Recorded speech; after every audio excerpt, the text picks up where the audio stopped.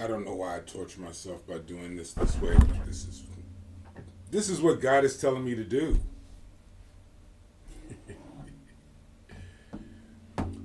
Affirmative action was just struck down, and in doing so, it changes the landscape of what equity is. The whole purpose of affirmative action was to have equity because of the propensity for those who are in power, who are more European descent, who, um, again, over the years, who've had the propensity to choose those people who are like them, which is natural. If you, I mean, in reality, if you go back into culture, uh, most tribes chose themselves. But this experiment called America, uh, over the last 400 years or so, uh, is all about having a big melting pot where everyone has a chance. I was struck down by the Supreme Court today. Uh, this is where all the political leaders, social leaders start arguing and finding a way to outrun the current Supreme Court and get ready for the next Supreme Court where they try to reinstitute these things. Now, me as an average guy, I'm going to tell you the real affirmative action. And to be quite frank with you, and to be real clear with you, when I put my logo up there, Paul C. Dozier Insurance Agency, most people don't even get it. You don't even get it. How wealth was created was demonstrated years ago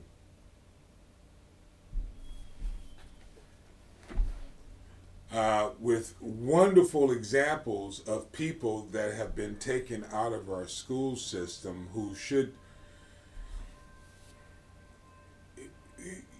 we in what's aptly named, and we're actually the descendants of American slaves and indigenous people. In the indigenous world and in the descendants of American slave culture,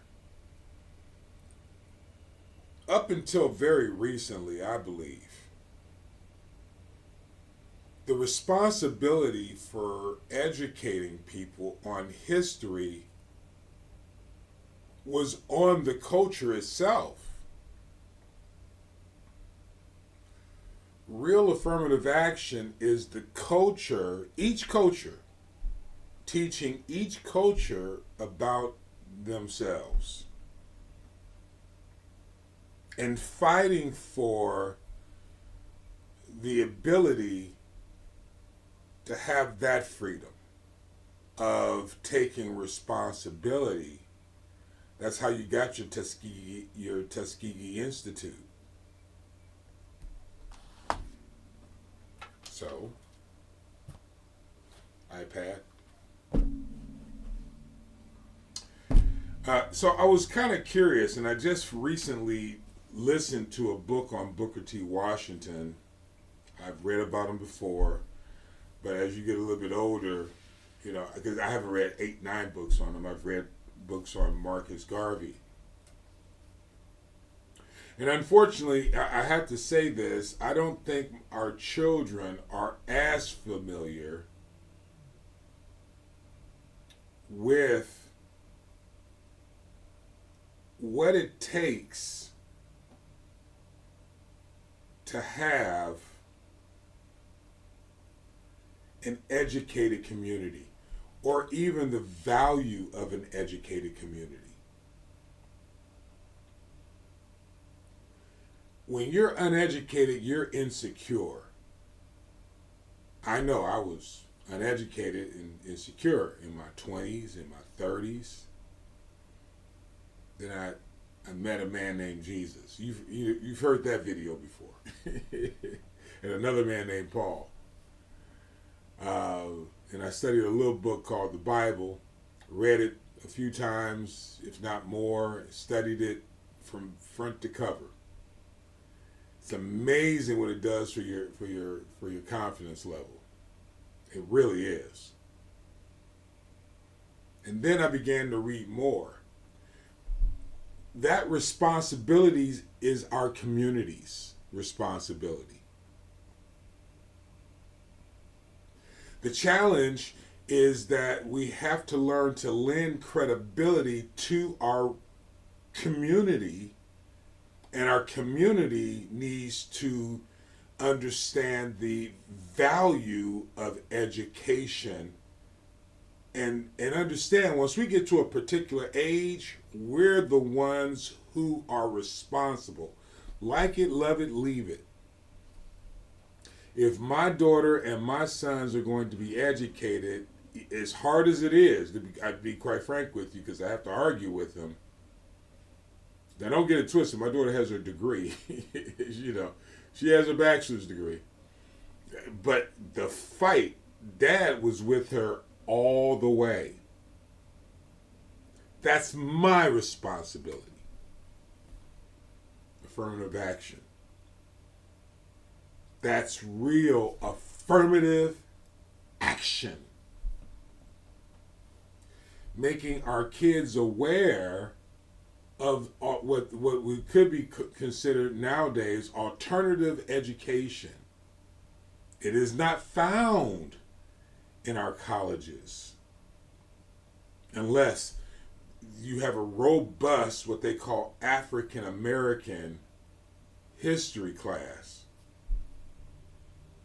a robust political class, a robust social studies class that incorporates the history of not only the founding, but of the actual structure that was brought in to create the economic structure of this country and what it's modeled from. The teaching of a feudal system, which is more than just the study of slavery. The system was created by economists, which our kids have no idea about. They've been taught about the presidents, but not all of them. The presidents are employees of the economic system of this American corporation.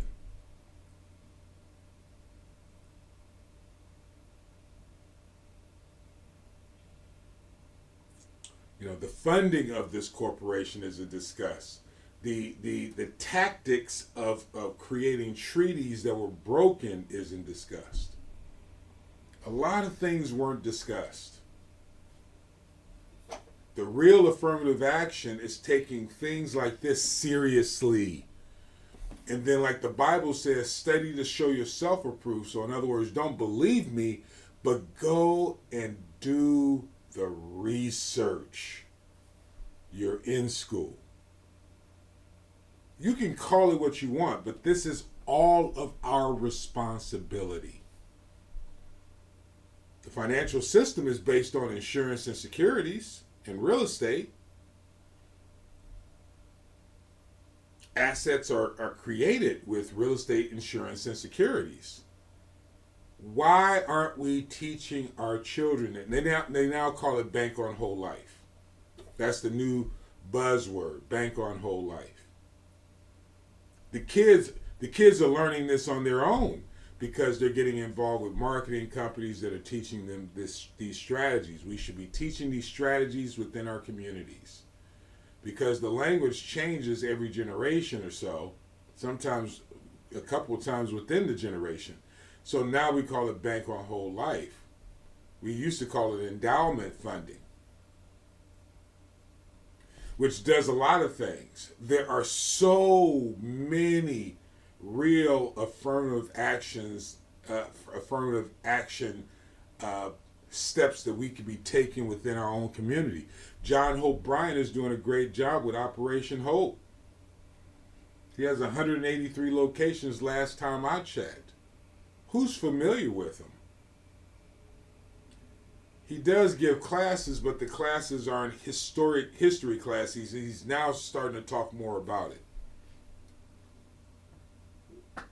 Why aren't we creating our own institutions like Booker T. Washington did?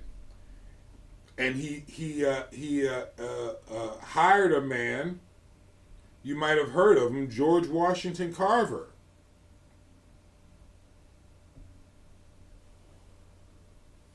Marcus Garvey spent time in Central America where he had relatives before moving to London in 1912. While in Britain, he attended the University of London's Birkbeck College where he studied law and philosophy. Marcus Garvey. Marcus Garvey said that education will provide black individuals, black, you know what I mean, black individuals with capabilities to perform their duties and responsibility. In fact, he believed that the elites and the educated class of black communities must resettle Africa where they can build a society of their own devoid of colony masters. Now, I disagree with that because, and here's a real simple way of putting it. Wherever I am, the Bible says this, that I own wherever I am. It's not like a limited number of quote unquote blacks and we can only have this particular area. Forget the black, forget the white thing. Real estate, insurance, and securities.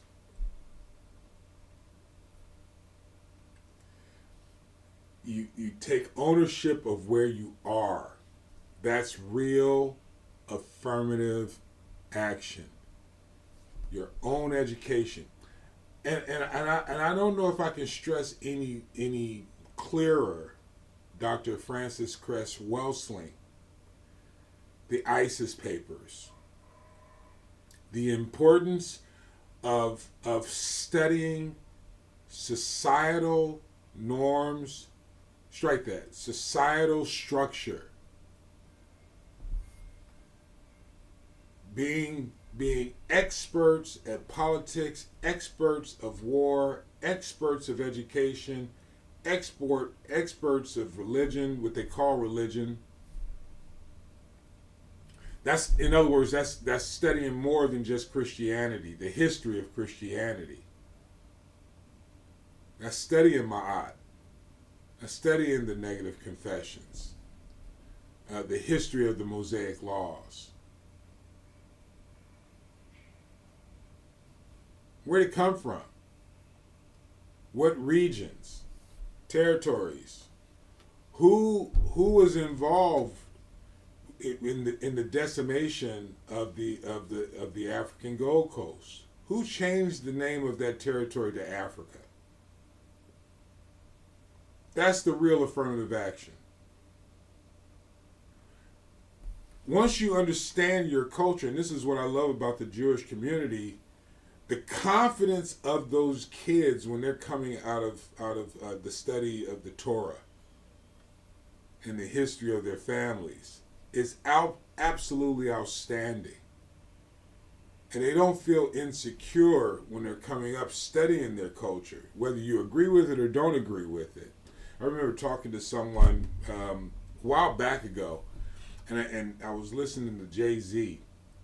And then they want to get into this argument about Jay-Z being a Satanist and all this other stuff. I said, forget all that, but listen to what he's saying. Because the only way you can win is by understanding how kingdom works, or the culture of the kingdom works. And you got to admit, he figured that part out. And he speaks about it in the music. Now, it's not a matter of being a fan of anyone, but it is so out there, the importance of unifying within your culture and creating your own affirmative action. It happens with unity. Whether it was Marcus Garvey, who raised money to start his school, or George Washington Carver, who didn't bother to start his school, he just went out and worked with a man called Booker T. Washington, who was loaned a little bit of money to start his school at AME Zion, and then bought 100 acres by borrowing money from I think a Confederate, no, not Confederate, but a general. I think he was. I don't think he was in the Confederate Army, but borrowed money and then went out and focused on raising money and raising awareness of Tuskegee Institute, which is now Tuskegee University. At 25 years old, was a teacher.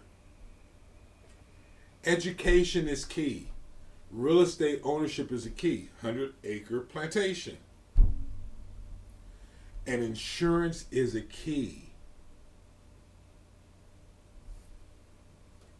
And owning businesses, which is what Tuskegee Institute was all about, teaching kids how to go out and teaching them how to build using agricultural strategies. You know, we could talk about teaching them how to build a house, but I'm over time, so I got to go. But the real affirmative action is unifying within your community. Unification. Not, I got mine, you got to go get yours. Attitude, which destroys legacy. And if I was really bold, I would say what came to my mind. And I'm going to say it because the selfishness of just living for self cannot create a legacy. It destroys the seed that you're trying to plant and help grow beyond your years.